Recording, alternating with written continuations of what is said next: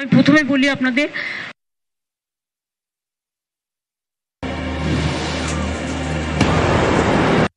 লক্ষ্মী পুজো আছে, লক্ষ্মী পুজোর দিন আমাদের যেতে হচ্ছে, কারণ সবার বাড়িতেই লক্ষ্মী পুজো হয়। এরপর দীপাবলি আছে, দিওয়ালি আছে, ছট পুজো আছে, সেগুলো আস্তে আস্তে হবে। কিন্তু দুর্গাপুজোয় কোটি কোটি মানুষ এসছেন কলকাতায়, এবং পুলিশ পরিবার, অ্যাডমিনিস্ট্রেটিভ পরিবার, মিডিয়া, ক্লাবগুলো, পুজো কমিটিগুলো, তারা ভীষণ ভালো রোল প্লে করেছে এবং খুব শান্তিপূর্ণভাবে সমস্তটাই সম্পন্ন করেছে। আমি তাদের থ্যাঙ্কস দিচ্ছি, আমার স্যালুট জানাচ্ছি।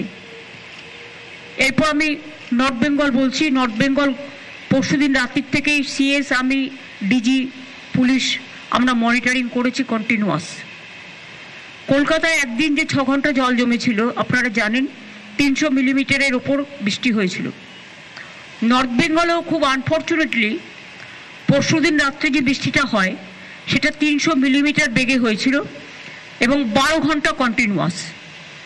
তারপরে ভুটানের জল সংকোচ থেকে আসে, সিকিমের জল এসে পুরো ফ্লাডেড করে দিয়েছে।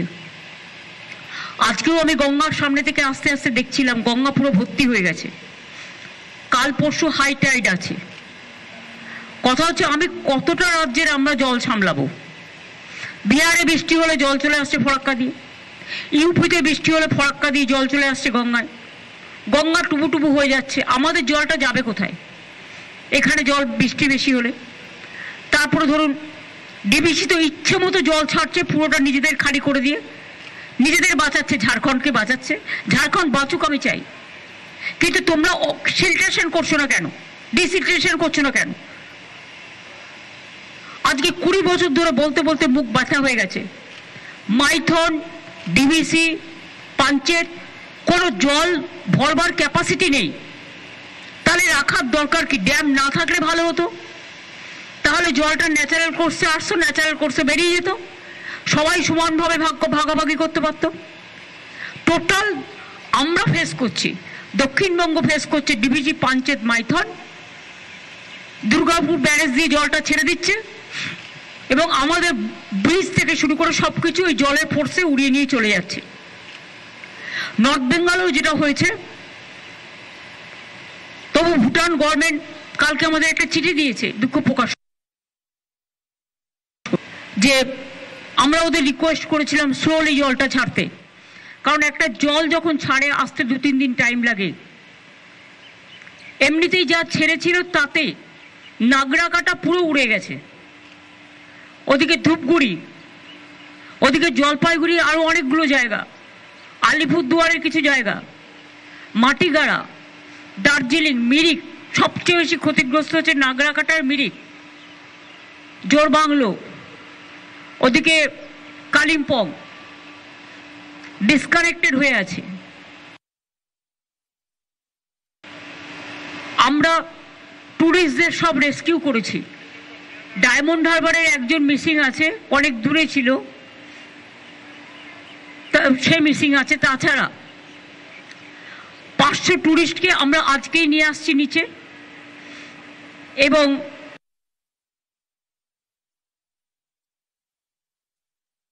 ট্যুরিস্টকে আমরা আজকেই নিয়ে আসছি যারা ওখানে, এবং অলরেডি আমরা 45টা ভলভো বাসে ট্যুরিস্ট যারা ওখানে ছিল তাদের কালকে নিয়ে এসছি। 250 জনকে আমরা শিলিগুড়িতে রাখার ব্যবস্থা করেছি এবং 500 জনকে আমরা 45টা ভলভো বাস এবং নর্থ বেঙ্গল স্টেট ট্রান্সপোর্টের বাসে আমরা তাদের নিয়ে আসছি।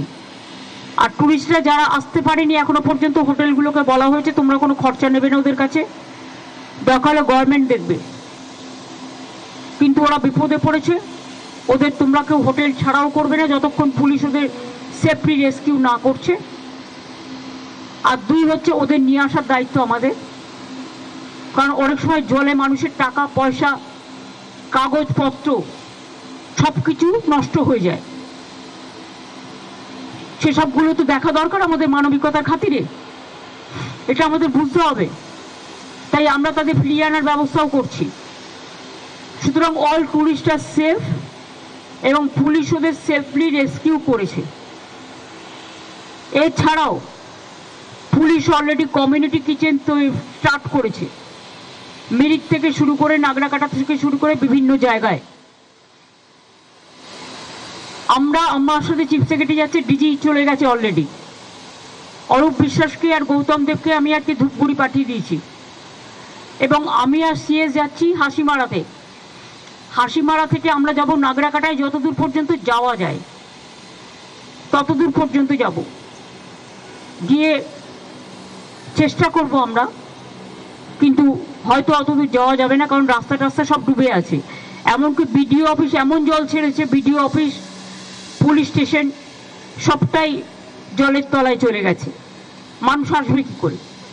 তা সত্ত্বেও আমরা চেষ্টা করব চা বাগান পর্যন্ত নাগরাকাটায় যাওয়ার, যেখান পর্যন্ত যাওয়া যায় সেখানে গিয়ে যদি পরিবারগুলো কেউ থাকে তাদের মিট করার চেষ্টা করব। আর আগামীকাল তারপরে আমরা হাসিমারা থেকে বাগডোগরা ফিরে আসবো রাতেই, এবং আগামীকাল আমরা মিরিকে যতদূর যাওয়া যায় যে পর্যন্ত সেই পর্যন্ত যাব। আমরা আগেও আপনারা জানেন যে কলকাতার বৃষ্টিতে যারা মারা গিয়েছিল আমরা একটা কম্পেনসেশন ডিক্লেয়ার করেছি, কিন্তু পাহাড় একটু আলাদা, পাহাড় একটু কস্টলি। তাই পাহাড়ে বিশেষ করে কালকে যারা বন্যায় মারা গেছে, মানে ম্যানমেড বন্যায়, পরিকল্পিত বন্যায়, জল ছাড়ার জন্য, এবং অতি দুর্যোগ, অতি বৃষ্টি সারা ভারতবর্ষের প্রতিটি জায়গাতেই হচ্ছে, উত্তরাখণ্ড থেকে শুরু করে, বিহার থেকে শুরু করে, ইউপি থেকে শুরু করে। আর বাংলা তো নৌকার মতো, সব জলটা বাংলার মধ্যে এসে জড়ো হয় জিওগ্রাফিক্যালি। যদি ফরাক্কাটা ড্রেজিং করতো, যদি কলকাতা পোর্ট ড্রেজিং করতো, যদি হলদিয়া ড্রেজিং করতো, যদি ডিভিসি, পাঞ্চেত, মাইথন তারা ভালো করে যদি পলিগুলোকে সরিয়ে দিত, তাহলে কিন্তু এই জিনিসটা হতো না। অনেকটা জল ধারণ করবার ক্ষমতা তাদের থাকতো। তা সত্ত্বেও আপনাদের মনে রাখতে হবে, আমরা 5.5 লক্ষ পুকুর কেটেছি নতুন করে, 500 চেক ড্যাম করেছি, তাতেও কিন্তু অনেকটা জল আমরা সংরক্ষণ করতে পারছি। কিন্তু গঙ্গা সংস্করণ হয় না। গঙ্গা সংস্করণ নামে অত নমামি গঙ্গা, কত মুখে মুখে বাত, বড় বড় বাত, দিলকা বাত, ভাষণ চলেছে, কিন্তু কাজের কাজ কিছু হয়নি। যে টাকা ভোটের টাকায় ঘুষ দেয় বিজেপি দল, গভর্নমেন্ট অফ ইন্ডিয়া, যে টাকায় ওরা ইলেকশন কমিশনকে পলিটিক্যালি কাজে লাগিয়ে, এজেন্সিকে কাজে শুরু করে, বন্যার টাকা থেকে শুরু করে, রাস্তাঘাটের টাকা থেকে শুরু করে, বাড়ি নির্মাণের টাকা থেকে শুরু করে সব বন্ধ, সর্বশিক্ষা অভিযানের টাকা থেকে সব বন্ধ। এর মধ্যে জিএসটি আপনারা জানেন, যদিও এটা আমরা চেয়েছি মানুষের জন্য, কিন্তু 20,000 কোটি টাকার জন্য জিএসটির আমাদের রেভিনিউ লস হয়েছে। এমনিতেই 1,85,000 কোটি টাকার মতো আমরা পাই, সেন্ট্রাল থেকে আমাদের দেয়নি। তাছাড়াও আরও 20,000 যুক্ত করুন। এই টাকাগুলো আমরা কোথা থেকে জোগাড় করব? তাও